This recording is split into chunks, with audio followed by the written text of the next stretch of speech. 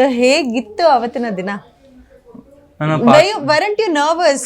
ಓ ಇವತ್ತು ನಾನು ಮಾಡ್ತಾ ಇದ್ದೀನಿ, ಈ ಸಾಧನೆ ನನ್ನ ಕೈಯಲ್ಲಿ ಆಗುತ್ತಾ ಅಂತ ಏನಾದ್ರೂ ಒಂದು ಕ್ಷಣ ಆಲೋಚನೆ ಬಂದಿತ್ತಾ ತಮ್ಗೆ? ನಮ್ಮ ಹತ್ರ ಬರ್ತಾ ಬರ್ತಾ ನಮ್ಗೊಂಥರ ನರ್ವಸ್ ಆಗ್ತಾ ಇತ್ತು. ಓಕೆ, ಯಾರು ತುಂಬಾ ಕಾನ್ಫಿಡೆನ್ಸ್ ತುಂಬ್ತಿದ್ರು ನಿಮ್ಗೆ ಆ ಟೈಮ್ ಅಲ್ಲಿ? ನಮ್ ಕೋಚ್, ನಮ್ ಪೇರೆಂಟ್ಸ್, ಮತ್ತೆ ನಮ್ ಸರೌಂಡಿಂಗ್ಸ್ ಕೂಡ ಹಾಗೆ ಇತ್ತು ಮ್ಯಾಮ್.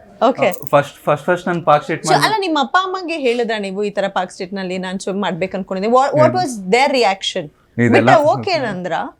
ಇಲ್ಲ, ಅವ್ರಿಗೆ ಹೇಳ್ದಾಗ ಇದೆಲ್ಲ ಮಾಡಕ್ ಆಗಲ್ವ, ಹಿಂಗೆ ಏನು ಅದ್ ಲಾಂಗ್ ಡಿಸ್ಟೆನ್ಸ್ 30 ಕಿಲೋಮೀಟರ್, ಅದ್ ಹೇಗ್ ಮಾಡ್ತೀಯಾ, ಆಗಲ್ಲ. ಅಲ್ಲ, ಈ ಸ್ವಿಮ್ಮಿಂಗ್ ಪೂಲ್ ಅಂದ್ರೆ ಆಳ ಗೊತ್ತಿರುತ್ತೆ, ಅಡಿ ಗೊತ್ತಿರುತ್ತೆ, ಎಲ್ಲ ಗೊತ್ತಿರುತ್ತೆ. ಅಯ್ಯಪ್ಪ ಸಮುದ್ರ ಹೇಗೆ ಅಂತ ಭಯ ಆಗ್ಲಿಲ್ವಾ ಅಪ್ಪ ಅಮ್ಮಗೆ? ಏನಾದ್ರು ಈ ತರ ಭಯ ವ್ಯಕ್ತಪಡಿಸಿದ್ರ?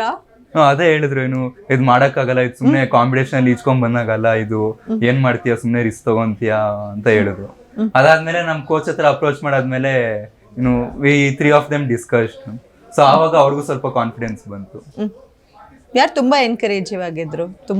ತುಂಬಾ ಯಾರು ಸಪೋರ್ಟ್? ಕೋಚ್, ಅಮ್ಮನ, ಅಪ್ಪನ? Who was it? ನಾನು ಪಾರ್ಕ್ ಸ್ಟೇಟ್ ಮಾಡ್ತೀನಿ ಅಂದಾಗ ಇನ್ನು ಫಸ್ಟ್ ಎಲ್ಲರಿಗೂ ಭಯ ಇತ್ತು. ನಾನು ಟ್ರೈನಿಂಗ್ ಮಾಡೋದು ನೋಡಿ ಎಲ್ಲರಿಗೂ ಒಂಥರ ಕಾನ್ಫಿಡೆನ್ಸ್ ಬಂತು.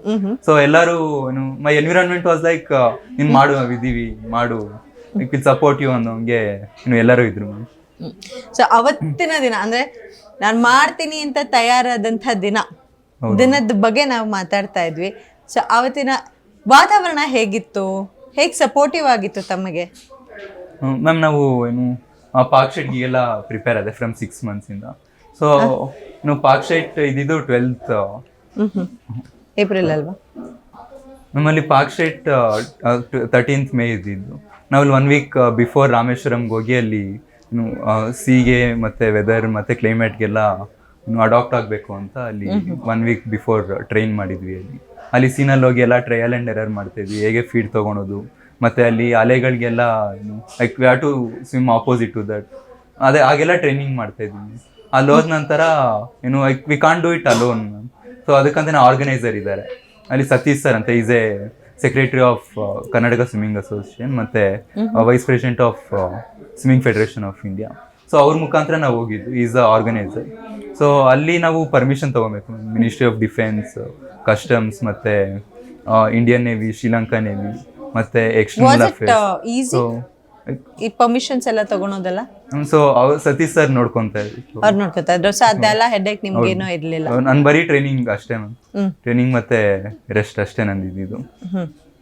ಸೊ ಅಲ್ಲಿ ಹೋಗಿ 12th ಎಲ್ಲ ಚೆಕಿಂಗ್ ಆಯಿತು. ಕಸ್ಟಮ್ಸ್ ಅವ್ರು ಬಂದಿದ್ರು, ಮತ್ತು ಕೋಸ್ಟ್ ಗಾರ್ಡ್ ಡಿಪಾರ್ಟ್ಮೆಂಟ್ ಅವರೆಲ್ಲ ಬಂದರು. ಚೆಕಿಂಗ್ ಎಲ್ಲ ಆಯಿತು. 12th ಆಫ್ಟರ್ನೂನ್ ನಾವು ಬಿಟ್ವಿ 3:30 ಅಷ್ಟೊತ್ತಿಗೆ. ನೈಟ್ ಅಲ್ಲೇ ಮಿಡಲ್ ಆಫ್ ದ ಸಿ, ನಾವು ಅಲ್ಲಿ ಶ್ರೀಲಂಕಾ ಲ್ಯಾಂಡ್ಗೆ ಹೋಗಿಲ್ಲ. ಸೊ 1 kilometer ಈ ಕಡೆನೇ ಸ್ಟೇ ಮಾಡಿ ನೈಟೆಲ್ಲ ಸ್ಟೇ ಮಾಡಿದ್ವಿ. ಅದಾದ ನಂತರ ನಾವು 1:30ಗೆ ಸ್ಟಾರ್ಟ್ ಮಾಡಬೇಕಾಗಿದ್ದು. ಆ ದಿನ ಹುಣ್ಣಿಮೆ ರಾತ್ರಿ ಬೇರೆ. ಓಕೆ, ಅಲೆಗಳ ಅಬ್ಬರ ಜೋರ್ ಇರುತ್ತೆ. ಓ ಮೈ ಗಾಡ್, ಜಾಸ್ತಿ ಇತ್ತು. ಗೊತ್ತಿತ್ತ ನಿಮ್ಗೆ ಹುಣ್ಣಿಮೆ ರಾತ್ರಿನೇ ಸ್ಟಾರ್ಟ್ ಮಾಡ್ತಿದ್ದೀನಿ ನಾನು ಅಂತ? ಸ್ಲಾಟ್ ನಮ್ಗೆ ಅದೇ ದಿನ ಸಿಕ್ಕಿದ್ದು. So we didn't have any option. Okay, so ನಾವು ಏನು ಅಲ್ಲಿ ಹೋಗಿ ಸ್ಟೇ ಮಾಡಿದ್ವಿ 12th ನೈಟೆಲ್ಲ. ಅಲ್ಲಿ 1:30ಗೆ ಸ್ಟಾರ್ಟ್ ಮಾಡಬೇಕು ಅಂತ ಇದ್ದಿದ್ದು. ಅಲ್ಲಿ ಏನು ಟೈಡ್ಸ್ ಮತ್ತೆ ವೇವ್ಸ್ ಜಾಸ್ತಿ ಇದೆ, ಮತ್ತೆ ವೆದರ್ ಸರಿ ಇಲ್ಲ ಅಂತ 2 hours ಪೋಸ್ಟ್ಪೋನ್ ಮಾಡಿದ್ರು. ಸೊ ಅದಕ್ಕೆ 3:30ಗೆ ಏನು ಪೋಸ್ಟ್ಪೋನ್ ಮಾಡಿದ್ವಿ. ನಮ್ಮ ಜೊತೆ 4 ಬೋಟ್ ಬಂದಿತ್ತು, followed by mother boat, lifeguard boat, ಮತ್ತೆ ಫೀಡಿಂಗ್ ಬೋಟ್, ಮತ್ತೆ ಕಯಾಕ್. ಸೊ ನಾವು ಏನು 3:30ಗೆ ಸ್ಟಾರ್ಟ್ ಮಾಡಿದ್ವಿ.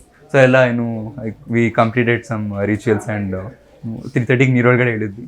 ಮತ್ತೆ ಏನು we had to follow kayak. ಅಲ್ಲಿ ಫುಲ್ ಕತ್ಲೆ ಇತ್ತು. ಅಲ್ಲಿ ತುಂಬ ಏನು ಇಳಿಯೋಕೆ ಏನು ಸ್ವಲ್ಪ ಭಯ ಆಗ್ತಾ ಇತ್ತು. ಅಲ್ಲಿ ಏನು ಫುಲ್ ಕತ್ಲೆ, ಬರೀ ಚಂದ್ರನ ಬೆಳಕು ಬಿಟ್ರೆ ಏನೂ ಇಲ್ಲ. ಅದೇ ಬೋಟಲ್ಲಿ ಲೈಟ್ ಹಾಕಿರ್ತಾರೆ, ಅಲ್ಲಿ ಲೈಟ್ ಮಾತ್ರ ಏನು ಸ್ವಲ್ಪ ಡಿಸ್ಟೆನ್ಸ್ ಅಲ್ಲಿ ಮಾತ್ರ ಕಾಣಿಸೋದು ಅಷ್ಟೇ. ಅದ್ ಬಿಟ್ರೆ ಹಿಂದೆ ಮುಂದೆ ಫುಲ್ ಕತ್ಲೆ ಇತ್ತು. ಸೊ ಭಯ ಆಗ್ತಾ ಇತ್ತು ಫಸ್ಟ್. ಸೊ ಡೈರೆಕ್ಷನ್ ಇಂಡಿಕೇಟ್ ಮಾಡ್ತಿದ್ರಾ? ಡೈರೆಕ್ಷನ್ ನಾವು ಕಯಾಕ್ ಫಾಲೋ ಮಾಡ್ಬೇಕು. ಕಯಾಕ್ ಫಾಲೋ ಮಾಡ್ಬೇಕು. ಕಯಾಕಲ್ಲೂ ಕೂಡ ಏನ್ ಕಾಣಿಸ್ತಾ ಇಲ್ಲ, ಅಲ್ಲಿ ಹಿಂದೆ ಒಂದು ಬ್ಲಿಂಕಿಂಗ್ ಲೈಟ್ ಹಾಕಿದ್ರು. ಓಕೆ, ನಾವು ಅದನ್ನ ನೋಡಿ ಫಾಲೋ ಮಾಡ್ಬೇಕಾಗಿತ್ತು. ಸೊ ಆವಾಗೂ ಅಲೆ ಜಾಸ್ತಿ ಇರ್ತಾ ಇತ್ತು.